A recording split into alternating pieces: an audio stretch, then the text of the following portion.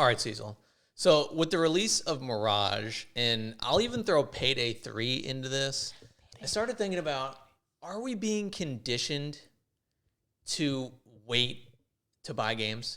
Because we look at Payday, and it came out broken. Star Wars, the Jedi Survivor came out broken. I mean, we go back and we look at all the broken games that have come out. And really what it's teaching us is to wait and buy the game, which will be cheaper if you wait, and it'll be better. It'll work. It'll look the best. It'll run the best. Are we being conditioned to wait to buy games? Because I think it's possible. And I think, and we're going to get to two parts of this, I think that this could possibly lead to smaller games or, companies having, longer wait times so they lower prices. What do you think? Do you think we're being conditioned to wait to buy games? Yeah. I mean, first thing that popped in my head was Teddy and his favorite game, Cyberpunk. So how long did he wait? I don't know. A long time. So that's the first thing that popped in my head. And then the second thing that came to my head is these Call of Duties. And because they were supposed to go in these 2-year cycles because these devs need more time to give us a quality game that's not, most of them aren't buggy, but, to actually give us something that won't break our consoles as far as how powerful, how much taxing the game is. So what's the last game you can remember that wasn't even a little broken at launch? No, every game. Baldur's Gate? Well, I didn't play it. You remember? Right. But Baldur's Gate was the last one. And even that one had that is the least buggy game. Starfield was okay. But if you look back, what's a game that didn't have on release that didn't have bugs? Valorant, Valorant? Yeah, Valorant. How long ago was that? That came out, this is when I first got my PC, so 2020. Oh, 3 years. Yeah, Valorant. Last of Us was good at launch, like the Last of Us PlayStation 5 version. But do you remember PlayStation or the PC version? Of broken. Last of Us Part 1. Last of Us Part 1, great, came out. But again, that's a remake. It better be. Yeah. Okay. I'm not gonna sit here and say every game's broken because every game's gonna have its bugs. Yeah. But just broken where it kind of unplayable. Not unplayable, just buggy. Well, that's like it didn't run at the full 60, or it didn't it was playable, but it had a bug. Well, yeah, not many, right? Yeah, well, every game. Well, then in that case, pretty much every game that comes out. So then, do you think we're being conditioned to wait? I think we are, because that's what I did. I just did that with Survivor. I just got it for $45. I see, and I don't want to say I don't want to disagree and say we're not being conditioned. I think it's just devs. You could disagree. Well, no, it's because you're not wrong. I'm not saying that. I'm not saying that. I don't disagree, because every game is pretty much buggy and broken. Yeah. So that's why I say I don't want to disagree, because you're not wrong. It's just I feel like it's more so that these devs need to, and I know they try to keep things more hidden and give us the real experience right up front. I think they need to give it to a bigger mass of people so we can find these bugs. And again, like I said, I don't want to give it to everybody. But it needs to get, there's so many people who play these games. I feel like they can give it to more, where it's more open, and then people can find something that's broken and then relay it back. Because that's arguably the issue to me. They don't know something's broken until it really hits the market. But that's where the reviews have helped us. Because how many people in the reviews are like, this is broken. But then again, though, there's Starfield was relatively less. It was less buggy than more Bethesda games, most Bethesda games. Although, they still have their glitches, bald. You could still play the game, but, your character might just be bald. Yeah. But what also mean, cause I'm talking about, people who don't necessarily have a strong system. Because, these Call of Duties, for one. Or Cyberpunk. You got it on PS4, you weren't playing it. PS5, you might crash. Cyberpunk's a little bit, it's an outlier, though. It's not, nothing's that Call bad. of Duty. I struggled. Jedi Survivor. I said it to start. Jedi Survivor was apparently just like Payday. Payday was unplayable apparently at launch. Which is crazy. On Modern Warfare 2, the one that just came out in 2022, I struggled to play that. Not when multiplayer came out, because story came out. I got to play that a week early. Multiplayer came out, had so many crashes. I couldn't get the frames right. I couldn't get the graphics right. I was running about 40 FPS because the game is so taxing, and it's because they.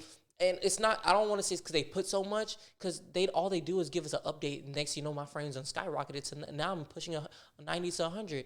That's what I mean. They don't optimize for the average Joe who can't just upgrade their system whenever they freaking feel like it, or who can just go buy a 3090 or 4090 whenever those come out. Most of these people, I know a buddy who's still running a 1080 Ti. That's a generation below me. And he's running it fine because of the update, the quality of life. PC's always had that issue though, right? Consoles it always do comes too, down in a way. Now they do. 100%. But that's what I mean though, because that's why I say I don't want to disagree because we are getting conditioned for stuff like this. Because so yes is your answer. You yes, think? that's what I was like. Yes. Okay. I don't want to say because they don't do it on purpose in my opinion. But yes, because they do it, and I think it's becoming a problem. Like it's definitely becoming a problem. Every game, and that's. Like I think I was before we started this, I was watching the stream. He was playing the Modern Warfare 3 beta. As soon as I pulled it up, he crashed. He had a dev error. This is the beta. Crazy. There's only 5 maps and 4 game modes. How are you getting dev errors right now? Yeah, I understand everybody's playing this right now, but you should not be getting a dev error when you only have 5 maps you can play on and 3 game modes. Yeah, it makes it's multiplayer, so really only 1 game mode. Yeah. So yeah, I agree with you. We are getting conditioned for in a way. I'm not thrilled, but I mean, maybe Mortal Kombat is a game that wasn't a buggy, broken game. It was a little broken. Well, I mean, did you see the Switch version? Okay, well, that's a Switch. I'm sorry. I'm looking at PS5, Xbox version. Right, the real consoles. Sorry. No, if Switch was... Switch is a real console. It's just not for running something like that. For a game like that. Although they did sell... Apparently, that's why they pushed it, because they sell so many copies on Switch. Think about it. It's honestly a great... That's a really great console. Think of how many users are on that thing. Exactly. More than any of the other consoles that are out That's now. a great console to put it on. I mean, it's the handheld to go. I have the last one. I have 11 or whatever the heck. I would do it too, for sure. For sure. But so I mean, it was broken on and there were little bugs, but they weren't, in my opinion, game breaking bugs when you played it on PS5 or Xbox Series X and stuff like that. So I don't want to say it was a broken game, a overly buggy game.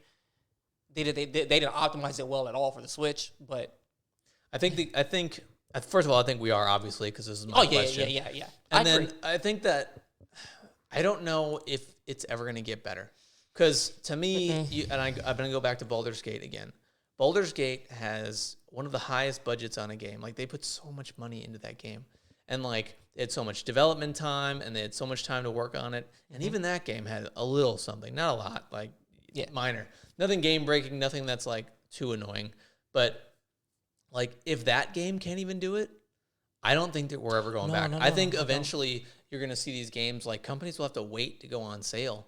Or the sales model itself will have to change because, I mean, if we start getting conditioned, because it's what I'm going to do moving forward. Because you know how much stuff I have to play right now? Like, this has been one of the best years in gaming of all time, just this year, which is what brought me to our another video that we did about, you know, how good the console generation is.